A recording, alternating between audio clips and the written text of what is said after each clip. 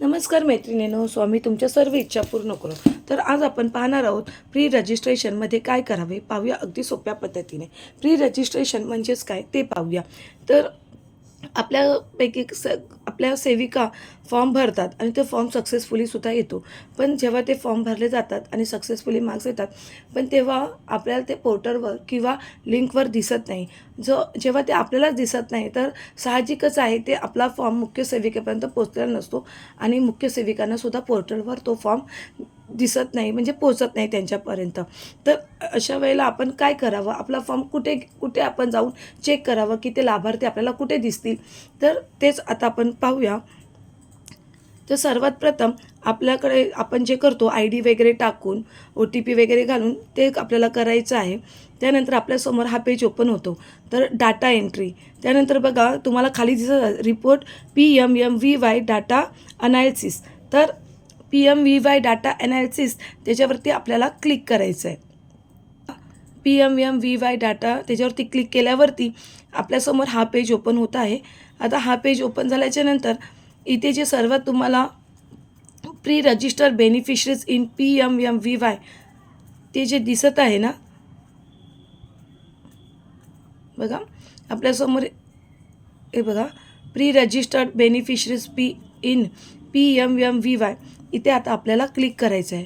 याच्यावरती क्लिक केल्यावरती आपल्यासमोर हा फोल्डर ओपन होणार आहे. आता याच्यामध्ये बघा आपल्याला अंगणवाडीचं आपलं नाव दिसणार आहे. त्यानंतर सेकंड आहे टोटल प्री रजिस्टर बेनिफिशरीज, ते आपल्याला दिसेल.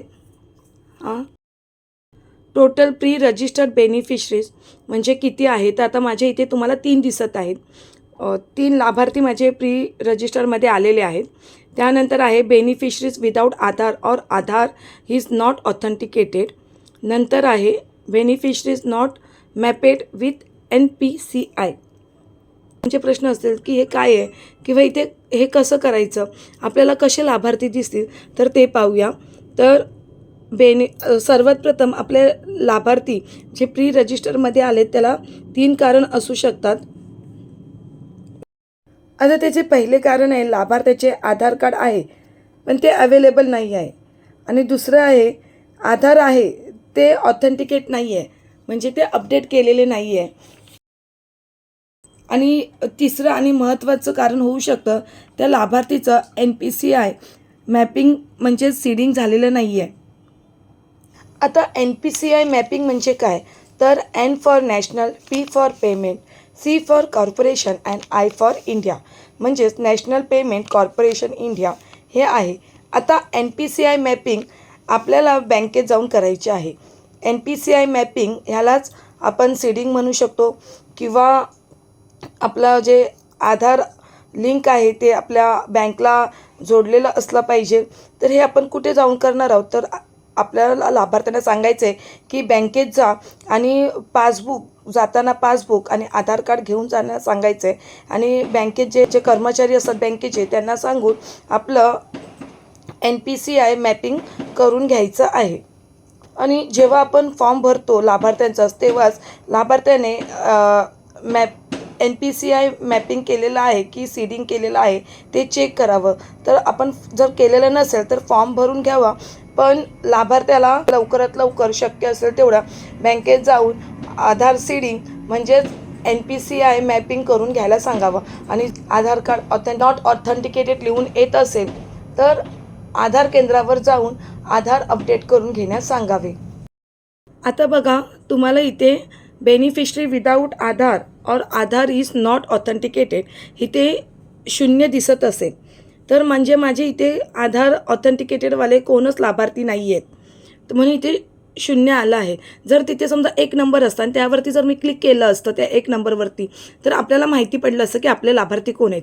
सेकंड आहे बेनिफिशरीज नॉट मॅपेड विथ NPCI, तिथे माझी 3 होते, मी 3 नंबरवरती क्लिक केलं तर हे बघा ही नावं त्यांची आलेली आहेत. हे तिघांचीसुद्धा नावं आलेली आपल्याला दिसत आहेत.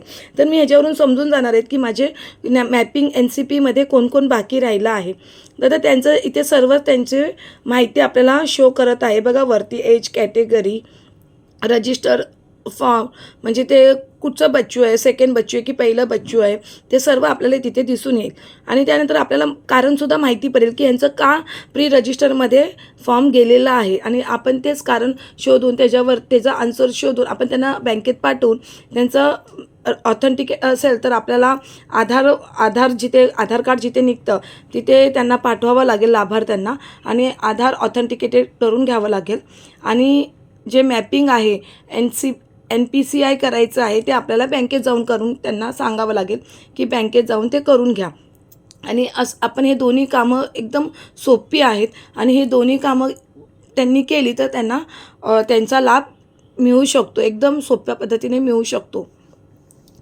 आणि काही मैत्रिणींना ना मेसेजसुद्धा आलेले आहेत की जम्मू काश्मीर आधार ऑथेंटिकेटेड असं म्हणून. तर ते काय आहे तर CDPO ऑफिस जम्मू काश्मीरमध्ये जे जनरेशन सेंटर आहे तिथे जाऊन आपल्याला आधार अपडेट करून घेणे हे आहे. आपल्याला तिथे जायचं नाही आहे, तर जम्मू काश्मीरला आपल्याला जायचं नाही आहे, तर आपल्याला आपल्या जवळच्याच आधार केंद्र आहे तिथे जाऊन आपल्याला आपला आधार कार्ड अपडेट करून घ्यायचं आहे.